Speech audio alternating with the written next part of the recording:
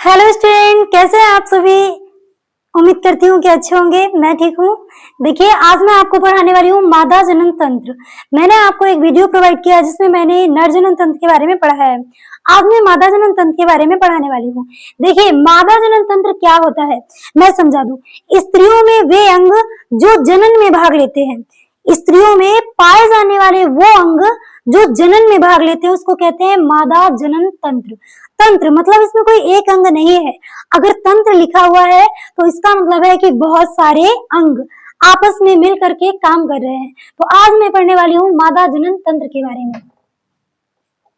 मादा जनन तंत्र स्त्रियों में पाए जाने वाले वह अंग जो जनन की क्रिया में भाग लेते हैं, जो जनन की क्रिया में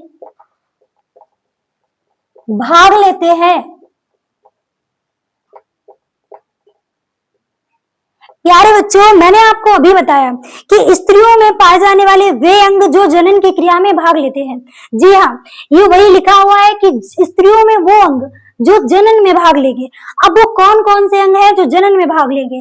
देखिए, मादा जनन तंत्र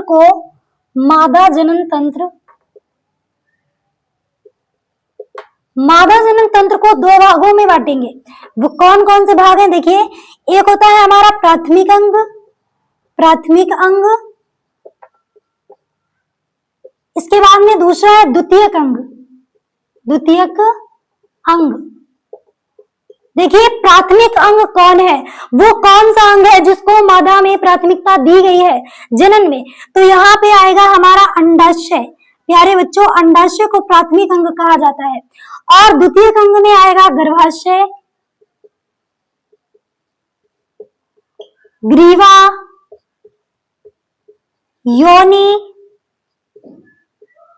अंडवाहिनी।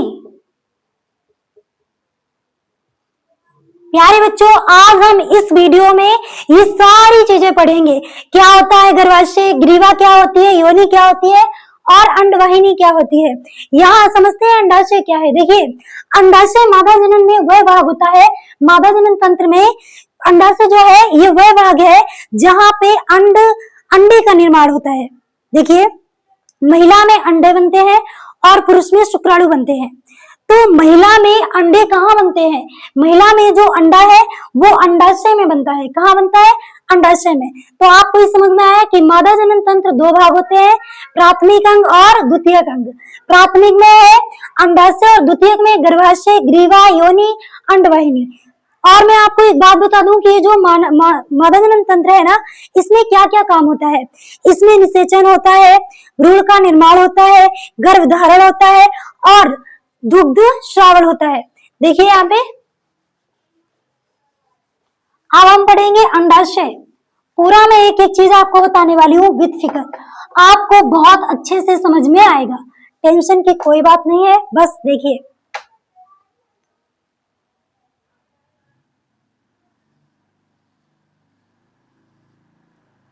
प्यारे बच्चों, ये क्या है आप बताइए, ये क्या है। ये जो आपको दिख रहा है ये क्या है। ये मैंने बताया है मादा जनन तंत्र का प्राथमिक अंग अंडाशय। ये प्यारे बच्चों अंडाशय है, ये अंडाशय है। अब हम समझेंगे कि इसका काम क्या होता है, आखिर अंडाशय कैसे। ये जो आपको दिख रहा है ना, ये अंडाशय है। आप समझिए, यहाँ से ब्लड वाहिनियां गई होती हैं। यहाँ से क्या गई होती है प्यारे बच्चों, ब्लड वाहिनियां। क्योंकि कोई भी पार्ट है उसको ब्लड चाहिए, वो तभी काम करेगा जब उसको ब्लड मिलेगा। क्योंकि उसको ऊर्जा चाहिए होती है, और ऊर्जा कहाँ से मिलेगी, बॉडी में अगर ब्लड नहीं पहुंच रहा है किसी भी अंग में तो वो अंग निष्क्रिय हो जाएगा। ठीक है, तो यहाँ पे भी क्या पहुंचना चाहिए, ब्लड पहुंचना चाहिए। तो इसकी जो एक बाहरी परत होती है, यहाँ देखिए ध्यान से, इसका जो एक बाहर का हिस्सा होता है, बाहरी परत होती है प्यारे बच्चों, उसको कहते हैं एपिथीलियम। इस परत को हम कहेंगे एपिथीलियम। अंडाशय की जो बाहरी परत होती है उसे कहते हैं एपिथेलियम। और ये जो हमारी है ये है ब्लड वाहिनियां। और देखिए इसका जो किनारे वाला भाग है, अब आप यहां समझ लीजिए, मैंने इसको थोड़ा और मोटा कर देना चाहिए ताकि आपको समझ में आए। चलो कोई नहीं, मैं दोबारा बना देती हूँ। यहाँ पे ये जो आपको दिख रहा है ना बाहरी हिस्सा, ये है एपिथेलियम, ये एपिथेलियम है। और जो इसके अंदर एक लेयर आएगी, एक थोड़ा सा ऐसा संकीर्ण रास्ता ऐसा दिख रहा है आपको किनारे किनारे, ये हमारा होता है प्यारे बच्चों, ये अंडाशय का ये वाला जो भाग है ये कॉर्टेक्स है। कॉर्टेक्स ये क्या है? ये किनारे वाला भाग जो है ये कॉर्टेक्स है। और जो ये अंदर का पूरा भाग आपको दिख रहा है ये है मेडुला। मेड्यूला। समझिए एक एक चीज, जो किनारे की पतली परत है वो है एपिथेलियम, और जो इसके अंदर का किनारे का भाग है वो है कॉर्टेक्स, और जो इसके अंदर पूरा भाग है ये है मेडुला। आप समझिए कि ये मेडुला कॉर्टेक्स प्लस मेडुला ये क्या बनाते हैं? कॉर्टेक्स और मेडुला अगर हम दोनों को साथ में बोलेंगे तो इसको बोलेंगे स्ट्रोमा। स्ट्रोमा। एक एक करके समझिए, मैं फिगर से समझा रही हूं ताकि आपको थ्योरी जल्दी दिमाग में आ जाए। यहाँ पे ये जो किनारे का है, किनारे वाली परत, इसको कहेंगे एपिथेलियम। इसके बाद में जो उसके किनारे किनारे पतली पतला जो पतला सा ये वाला बचा हुआ हिस्सा है, जो पतला पतला हिस्सा, ये है कॉर्टेक्स। और उसके अंदर का सारा बचा हुआ भाग ये है मेडुला। किनारे का हिस्सा कॉर्टेक्स, पूरा भाग बीच का मेडुला। और कॉर्टेक्स प्लस मेडुला अगर हम दोनों को इसको दोनों को साथ में बोलेंगे तो बोलेंगे स्ट्रोमा। क्या बोलेंगे? स्ट्रोमा। यहां तक आपको क्लियर हुआ? देखिए आप सभी को अंडाशय यहां तक तो क्लियर हो ही गया होगा। देखिए अब हम आगे बढ़ते हैं। ये थोड़ा और इसको बढ़ा के बना देती हूं मैं ऐसे।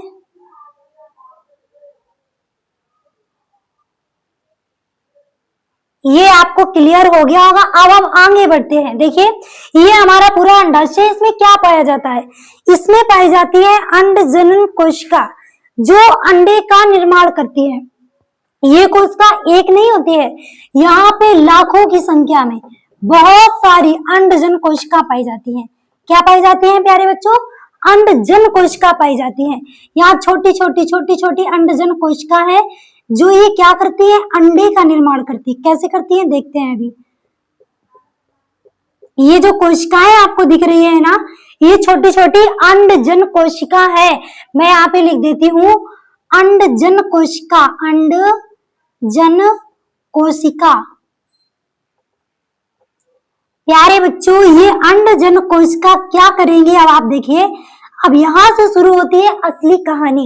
ये अंडजन कोशिका ये एक नहीं है, ये लाखों की संख्या में है। तो क्या ये लाखों अंडे महिला की लाइफ में परिपक्व हो जाते हैं? नहीं भाई, लाखों बच्चे बनेंगे लाखों अंडों से। तो क्या लाखों बच्चे होते हैं महिला के? नहीं। देखिए ये यहाँ से प्रत्येक महीने एक अंडा परिपक्व होता है। कैसे? ये आगे बढ़ेगा, इसमें एक लेयर बनेगी। ये अंडा है हमारा, यहाँ मान लीजिए ये अंडा है, इस पे एक लेयर बनेगी, इसको कहेंगे प्रथम पूतक। प्रथम पूतक। प्यारे बच्चों जब ये अंडा आगे बढ़ेगा, यहाँ पर अंडे पर एक लेयर बनेगी जिसको हम कहेंगे प्रथम पूतक। क्या कहेंगे? प्रथम पूतक। अब ये अंडा और आगे बढ़ेगा और इस अंडे पे डबल लेयर बनेगी। कितनी लेयर बनेगी? डबल लेयर बनेगी। अब इस अंडे को कहेंगे द्वितीय पूतक। क्या कहेंगे? द्वितीय पूतक। क्या बन रहा है ये आप सभी को पता होना चाहिए कि मैं आपको बता रही हूं कि अंडे का निर्माण कैसे होता है, जो कि महिला के अंडाशय में बनते हैं और यही अंडे आगे चल के शुक्राणु के साथ निषेचन करते हैं और फिर एक नई संतान को बनाते हैं। कैसे? देखिए जब एक लेयर बनेगी तो प्रथम पूतक, दो लेयर बन गई अंडे पे, द्वितीय पुतक। ये प्रोसेस जो हो रहा है ना, ये अंडे को धीरे धीरे परिपक्व किया जा रहा है, धीरे धीरे इस लायक बनाया जा रहा है कि शुक्राणु के साथ निषेचन कर सके। और देखो फिर ये आगे बढ़ेगा, इसी अंडे पे 3 लेयर बनेंगी। कितनी लेयर बनेंगी? 3 लेयर बनेंगी, और इन 3 लेयर को कहेंगे तृतीयक पुतक, द्वितीयक, तृतीयक,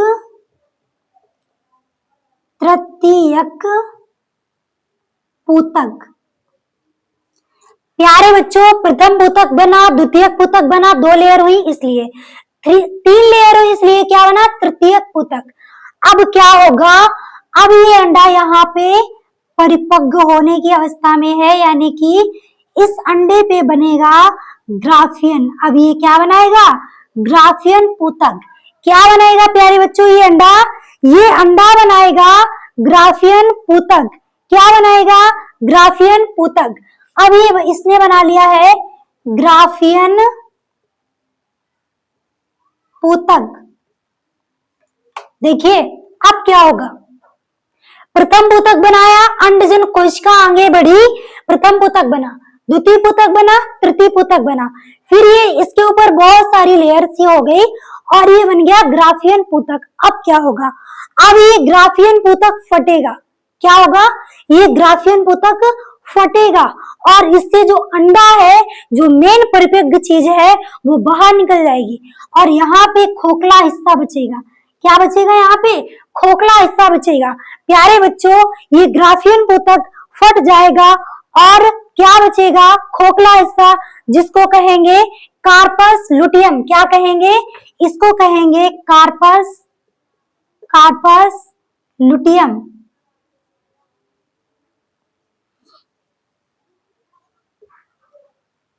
मेरे भाई बहनों, मैं आपको ये समझा रही हूँ कि अंडा धीरे धीरे कैसे परिपक्व होता है, कैसे ये आगे बढ़ता है, कैसे ये एक निषेचन की अवस्था में पहुंचता है। तो मैं वही बता रही हूँ कि अंडाशय में अंडा कैसे बन रहा है। अभी मैं आपको फिगर बनाऊंगी, दिखाऊंगी कि अंडाशय कहाँ पे है, ये प्रोसेस कहाँ पर हो रही है। देखिए, अंडजन कोशिका आगे बढ़ी, प्रथम पुतक, द्वितीय पुतक, तृतीय पुतक, फिर इसने बनाया एक ग्राफियन पुतक। इसके बाद में ग्राफियन पुतक फट गया। क्या हुआ? ग्राफियन पुतक फटा, अंडा बाहर हुआ और बचा एक खोखला हिस्सा, जिसको कहेंगे कार्पस लुटियम। प्यारे बच्चों, इसको क्या कहेंगे? Corpus luteum.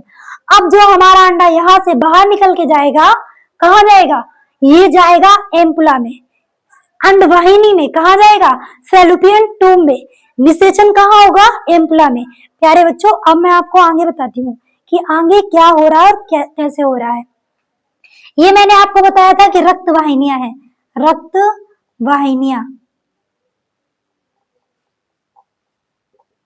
ये रक्त वाहिनियां है, प्रथम पुतक, द्वितीय पुतक, तृतीय पुतक, ग्राफियन पुतक, कार्पस, ये जो खोखला भाग बचेगा कार्पस लुटियम, कॉर्टेक्स किनारे का भाग है, बाहर की जो परत, किनारे की जो लेयर थी, जो परत थी, उसको क्या बोला था मैंने? एपिथेलियम बोला था। और ये किनारे का हिस्सा कॉर्टेक्स, बीच का मेडुला, कॉर्टेक्स मेडुला दोनों मिलेंगे तो क्या बनाएंगे? स्ट्रोमा। ये मैंने आपको पूरी बना के दिखा दी है अंडाशय की संरचना।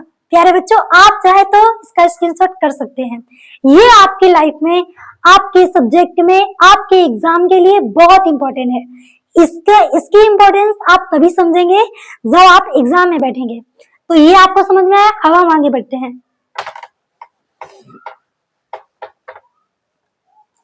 ये आपने समझ लिया कि एक अंडा कैसे तैयार हुआ। अब आगे देखिए, यहाँ पे मैंने आपको यहाँ पे पूरा अंडाशय का चित्र बना के दिखाया था। अब मैं आपको दिखा रही हूँ कि अंडाशय कहाँ होता है। प्यारे बच्चों, ये महिला का गर्भाशय है। ये जो है, ये महिला का गर्भाशय है।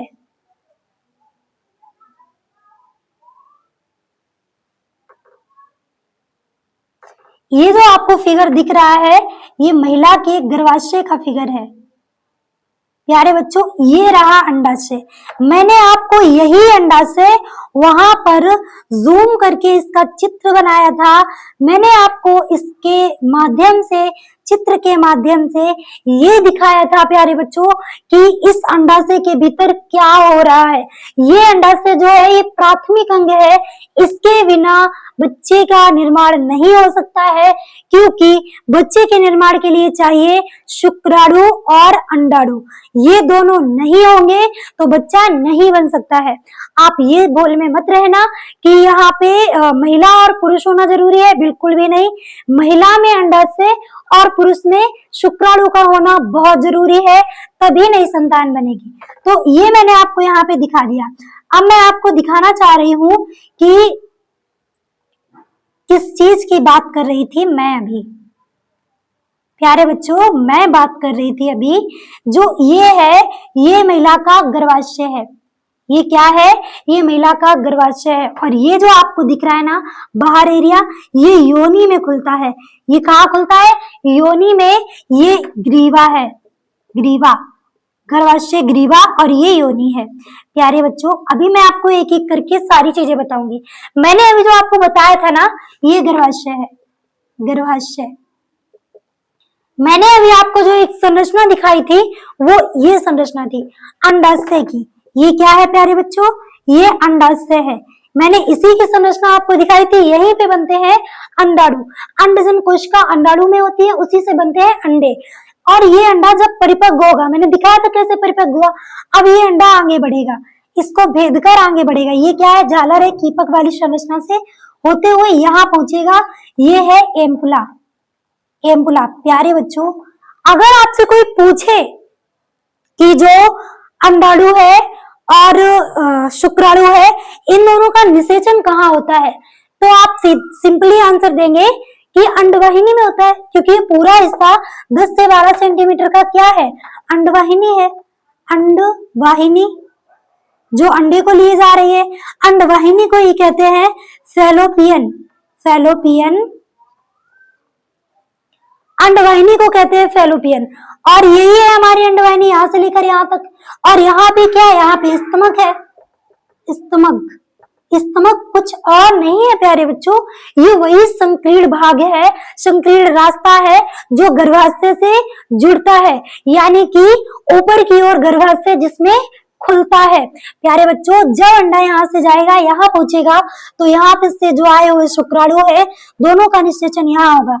ये है अंडा, ये हमारा अंडाणु है, और ये रहा शुक्राणु। प्यारे बच्चों, यहाँ एम्पुला में अगर आपको ऑप्शन में फैलोपियन ट्यूब मिलती है, अंडवाहिनी मिलती है, तो आप टिक कर दीजिए कि निषेचन फैलोपियन ट्यूब में होती है, यानी कि अंडवाहिनी में होती है। और अगर आपसे और गहराई में पूछे तो आप बताइए कि निषेचन एम्पुला में होता है। कहाँ होता है प्यारे बच्चों? निषेचन कहाँ होता है? निषेचन एम्पुला में होता है।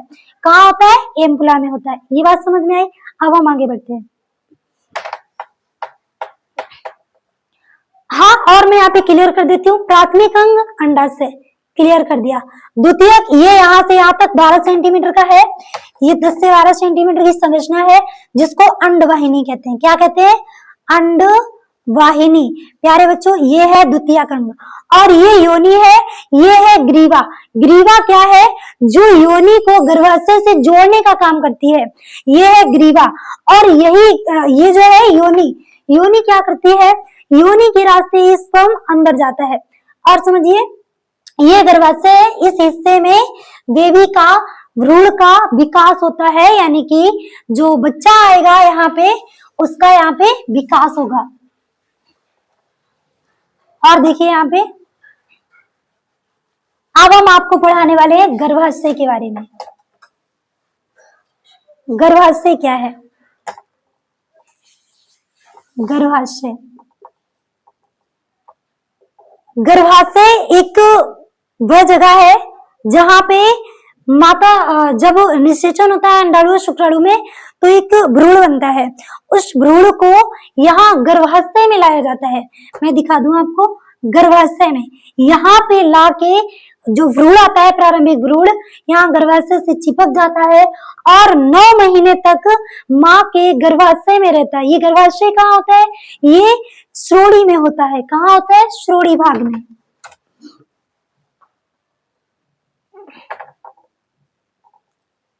गर्भाशय सेंटीमीटर की एक संरचना है, एक संरचना है जहां पर भ्रूण का पूर्ण विकास होता है, पूर्ण विकास होता है, विकास होता है गर्भाशय, गर्भाशय की 3 परत होती हैं।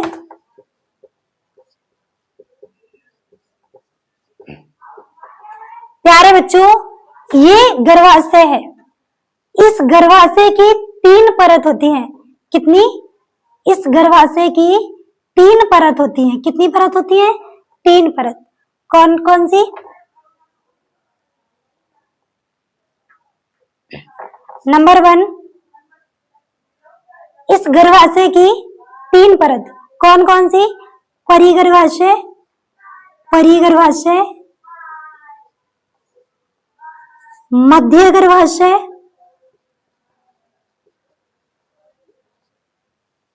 और नंबर 3 अंतः गर्भाशय।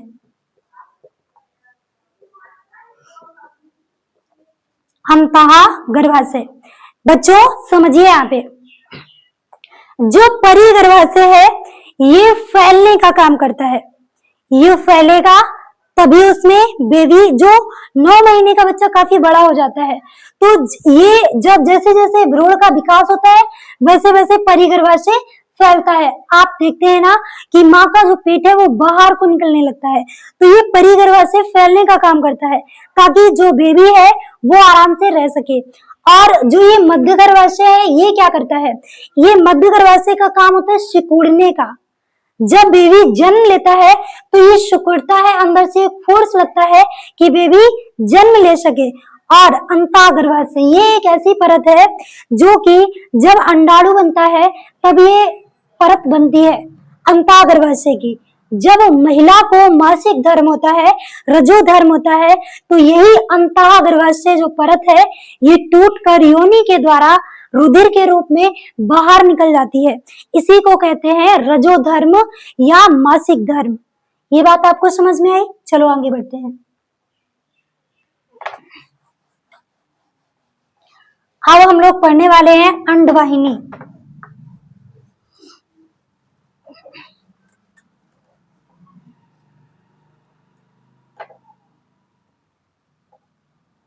अंडवाहिनी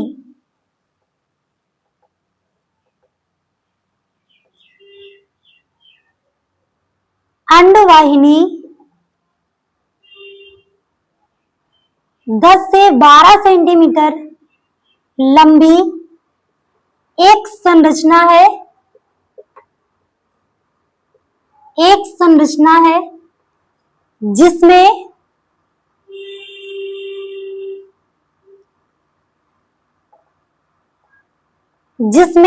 अंडा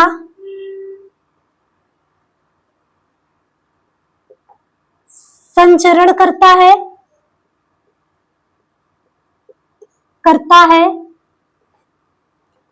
अंडवाहिनी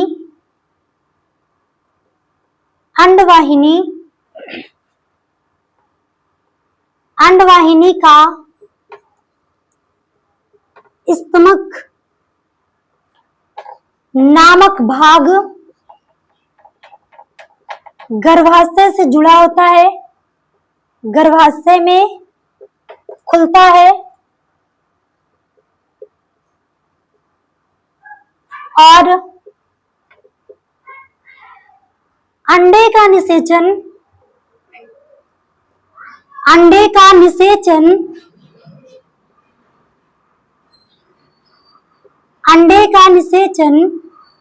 एम्पुला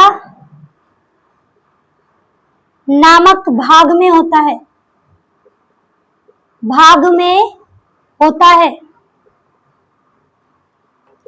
मैंने आपको ये बताया है, कई बार दिखाया है, मेरा मतलब फिगर के द्वारा। अभी मैं बना के दिखा रही हूँ आपको, आप समझ लीजिए। देखिए मैं आपको अंडवाहिनी के बारे में बता रही हूँ। ये है गर्भाशय, और इससे ही जुड़ा हुआ ये रास्ता, ये वाला रास्ता, ये होता है अंडवाहिनी, क्योंकि ये यहाँ पे अंडाशय है और ये क्या है, अंडवाहिनी। ये जो पतला हिस्सा है स्तमक, ये गर्भाशय से जुड़ा है और गर्भाशय में खुलता है। ये वाला भाग यहाँ पे एम्पुला है। इसी जगह पे अंडे का और शुक्राणु का निषेचन होता है। इसी अंडवाहिनी की बात मैंने यहाँ पे की है। इसकी लंबाई 10 से 12 सेंटीमीटर होती है। ये आपको समझ में आ गया तो मैं आगे बढ़ती हूँ।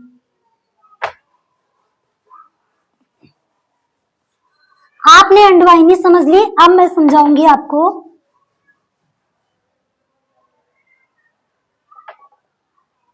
गर्भाशय ग्रीवा।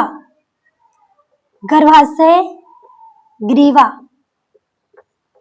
देखिए गर्भाशय ग्रीवा वह रास्ता है जो योनि को जोड़ता है। योनि से गर्भाशय ग्रीवा से हमारी योनि जुड़ी रहती है, जो कि गर्भाशय ग्रीवा गर्भाशय और योनि को जोड़ने का काम करते हैं। ग्रीवा, योनि, मार्ग और गर्भाशय को जोड़ने का काम करते हैं, जोड़ने का काम करते हैं।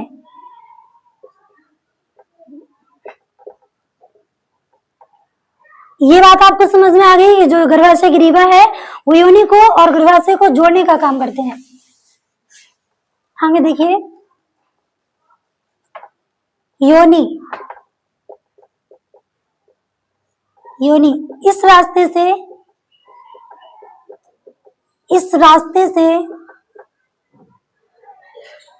शुक्राणु महिला के गर्भाशय में प्रवेश करते हैं, गर्भाशय में प्रवेश करते हैं, प्रवेश करते हैं। योनि वह रास्ता है जिसके द्वारा शुक्राणु महिला के गर्भाशय में पहुंचते हैं। और देखिए आगे, मैंने आपको बताया था कि मादा जनन तंत्र में प्राथमिक अंग है और द्वितीयक अंग है। प्राथमिक अंग जो है उसमें अंडाशय आता है और द्वितीयक अंग जो है इसमें ग्रंथियां आती हैं, ग्रंथियां आती हैं, अंग आते हैं, नलिकाएं आती हैं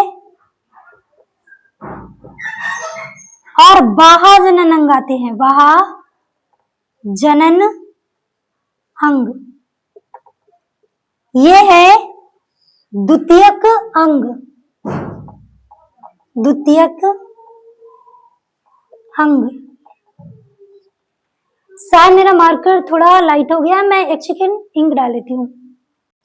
तो इसमें मैंने आपको द्वितीयक अंग में ग्रंथियां, अंग, नलिकाएं और बाह्य जनन अंग, इसमें क्या क्या पढ़ा दिया। देखो नलिका में जो है ये अंडवाहिनी, अंडवाहिनी ये मैंने आपको पढ़ा दी है। और इसके बाद में पढ़ा दी है अंडवाहिनी 10 से 12 सेंटीमीटर की होती है, पढ़ा चुकी हूं मैं आपको। बाह्य जनन अंग अभी पढ़ाने हैं, अंग गर्भाशय और गर्भाशय ग्रीवा पढ़ा चुकी हूं मैं आपको। इसके बाद में ग्रंथियां, ग्रंथियों में आएगी हमारी स्तन ग्रंथियां और स्तन ग्रंथियों, इसके बाद में आएगा स्तन ग्रंथियां, गर्भाशय ग्रीवा और गर्भाशय अंडवाहिनी। और बाह्य जनन अंग में आएंगे, बाह्य जनन अंग में आएंगे हमारे वगशेव आएगा, दीर्घ वगोष्ठ आएगा, लघु वगोष्ठ आएगा और इसमें बार्थोलिन ग्रंथि, बार्थोलिन ग्रंथि, बार्थोलिन ग्रंथि आएगी।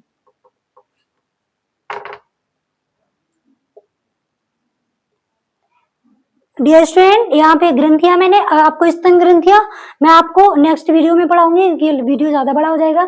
इसके बाद में गर्भाशय, गर्भाशय ग्रीवा, अंडवाहिनी, ये मैंने आपको पढ़ा दिया है।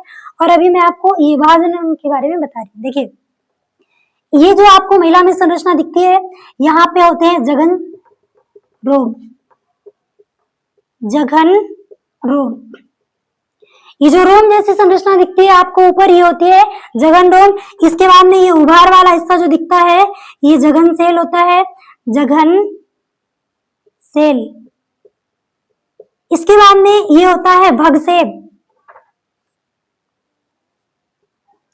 भगसेप जो उंगली जैसी संरचना होती है, भगसेप होता है। इसके बाद में अंदर ये जो ऊपर आपको उक्त जैसी संरचना दिख रही है, ये है दीर्घ भगोष्ठ, दीर्घ भगोष्ठ।